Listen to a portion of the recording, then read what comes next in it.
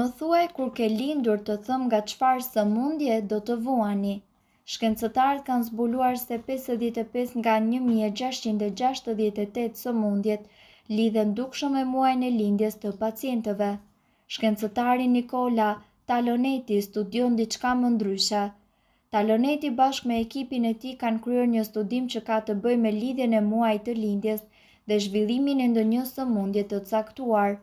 Shkencëtarët thonë që sipas ulëmtimit të kryer në 1.7 milion njerëz, personat e lindur në muajin janar priren të vuajnë nga hipertensioni, ata në shkurt priren të vuajnë nga dridhja atriale, e cila është një sëmundje që shkakton ritme të parregullta të zemrës. Veç kësaj ata kanë zbuluar se personat e lindur në muajin mars priren të vuajnë nga ateroskleroza, ndërkaq ata në prill nga astma.